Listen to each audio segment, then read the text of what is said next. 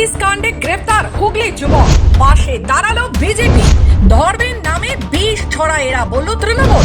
গত 27 ডিসেম্বর কলকাতার ব্রিগেড ময়দানে লক্ষ্য কণ্ঠে গীতা পাঠের আয়োজন করা হয়েছিল। সেখানে এক প্যাটিস বিক্রেতাকে মারধরের ভিডিও ভাইরাল হয় সমাজ মাধ্যমে, যা রাজ্য রাজনীতিতে একেবারে তোলপাড় ফেলে দিয়েছে। এরপরে পুলিশের মামলা দায়ের হয়। সেই অভিযোগের ভিত্তিতে তদন্তে নামে পুলিশ। উত্তরপাড়া থেকে গ্রেফতার করা হয় তরুণ ভট্টাচার্যকে। তরুণ নিজেও সমাজ মাধ্যমে একটি ভিডিও পোস্ট করেছিলেন। প্যাটিস কাণ্ডের ঘটনার সময় তিনি উপস্থিত ছিলেন বলে দাবি করেন। এছাড়া কিছু মন্তব্য করতে শোনা যায় তাকে। ভাই, মিথ্যে খবর করতে নেই। ও কিন্তু ভেতরে ছিল, আমিও ওর থেকে খেয়েছিলাম। আমি ওকে জিজ্ঞাসা করেছিলাম এটা ভেজ নাকি নন ভেজ। ও কিন্তু আমাকে খাইয়ে দিয়েছিল। আমারও মাথাটা খুব গরম হয়েছিল। আমার সামনে প্রথমত বাইরে বিক্রি করছিল না, ভেতরে বিক্রি করছিল। ওরা ধরে নিয়ে বাইরে নিয়ে চলে আসে। ভেতরে দুইজন ওকে জিজ্ঞাসা করলো যে ভাই প্যাটিসটা ভেজ নাকি নন ভেজ। ও কিন্তু বলল ভেজ প্যাটিস। এবার অনেকে আছে, অনেক অবাঙালি আছে যারা কিন্তু মাছ মাংস খায় না। ও কিন্তু ওটাকে ভেজ বলে দিল। যেই 2-1 কামড় দিল, দিয়ে দেখলো ভেতরে চিকেন রয়েছে। তখন ওকে ঘুরিয়ে বলছে ভাই তুমি চিকেন প্যাটিস বললে না কেন? চুপ করে আছে। বলো তুমি অন্যায় করেছো না, কি করেছো বলো। তখন ও চুপ করে আছে। তার মানে এটা বোঝা যাচ্ছে যে ও কিন্তু ইন্টেনশনালি করেছে। নালে বলতো যে এর মধ্যে কি আছে আমি জানতাম না, না জেনে নিয়ে চলে এসেছি। তরুণের শাশুড়ি সাথী মুখোপাধ্যায় বলেন তার জামাই ভেজ প্যাটিস শুনে খেয়েছিল, পরে জানতে পারে সেটা চিকেন প্যাটিস ছিল। তখন সে প্যাটিস বিক্রেতাকে চলে যেতে বলে, কিন্তু সে যায়নি, উল্টে হাসছিল। তাই তার উপর অন্য বেশ কয়েকজন এসে চড়াও হয়। ভেজ প্যাটিস বলেছে ব্রিগেডে। হ্যাঁ, ভেজ প্যাটিস শুনে তা আমার জামাই খেয়েছে সেটা।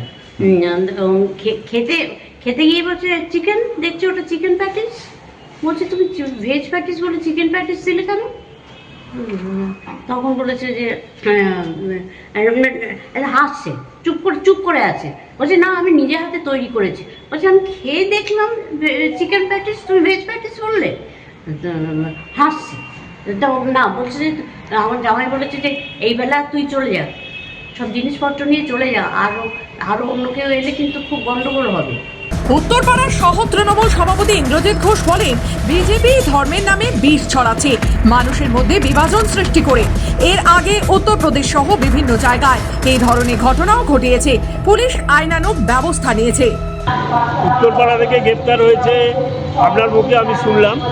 তবে একটা জিনিস আমি বলি যে হিংসার রাজনীতি সারা ভারতবর্ষ জুড়ে ভারতীয় জনতা পার্টি বিভাজনের রাজনীতির মধ্য দিয়ে যে একটা সুশ্রী ধর্মীয়, আসলে অন্য কিছু তো নেই।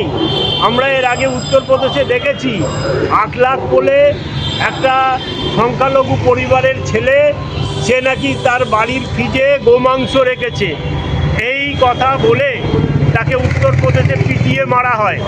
তা গীতা পাঠ হচ্ছে, শ্রীকৃষ্ণ কবে বলেছে আমি জানি না যে গীতা পাঠের আসরে চিকেন প্যাটিস বিক্রি করা যাবে না।